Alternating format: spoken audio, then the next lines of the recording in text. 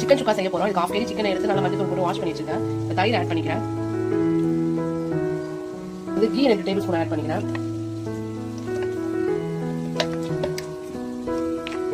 Kashmiri chilli powder இது காரம் அதிகமா இருக்குது, கலர் நல்லா இருக்கும். அது ஒரு 1 டேபிள் ஸ்பூன் கிட்ட ஆட் பண்ணிக்கிறேன்.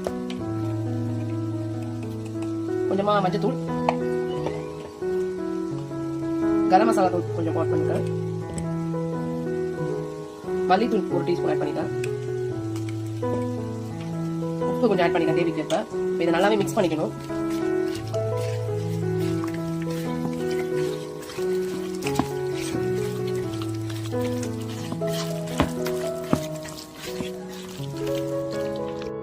இப்போ சிக்கன் சுக்காவுக்கு வந்து ஆனியன் வந்து ஃப்ரை பண்ணி எடுத்துக்க போறோம். ஸோ ஒரு பேன்ல வந்து ஆயில் ஆட் பண்ணிட்டு இப்போ ஆனியன் சேர்த்துக்க போறேன். இது வந்து நல்லா கோல்டன் ப்ரௌனா வந்து நல்லா பொரிச்சு நம்ம எடுத்துக்கணும். இது கோல்டன் ப்ரௌனா எடுத்து நம்ம ஆல்ரெடி மிக்ஸ் பண்ண மிக்சர் ஆட் பண்ணிக்கணும்.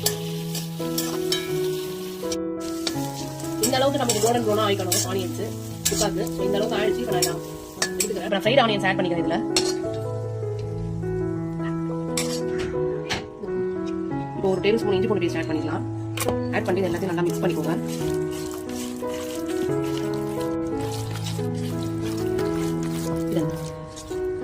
இது நல்லா மிக்ஸ் பண்ணி ஒரு 1/2 hour நல்லா மேரினேட் பண்ணி வச்சிருங்க. ஒரு 1/2 hour கழிச்சு நம்ம செய்ய ஸ்டார்ட் பண்ணலாம்.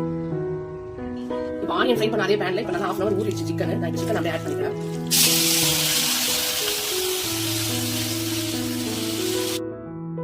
தண்ணி ஆட் பண்ணி நான் இதில் ஊற்றிக்கிறேன்.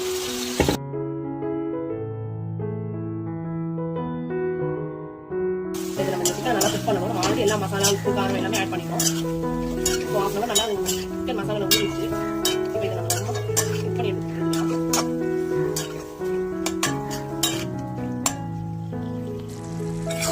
சிக்கன் நல்லா வெந்துட்டு இருக்கு.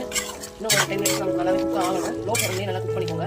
இந்த தண்ணியில் நல்லா வத்துற அளவுக்கு நம்ம குக் பண்ணிக்கணும். சிக்கன் நல்லாவே ரெடி ஆயிடுச்சு. லாஸ்ட்டாக நான் கொத்தமல்லி ஆட் பண்ணிக்கிறேன்.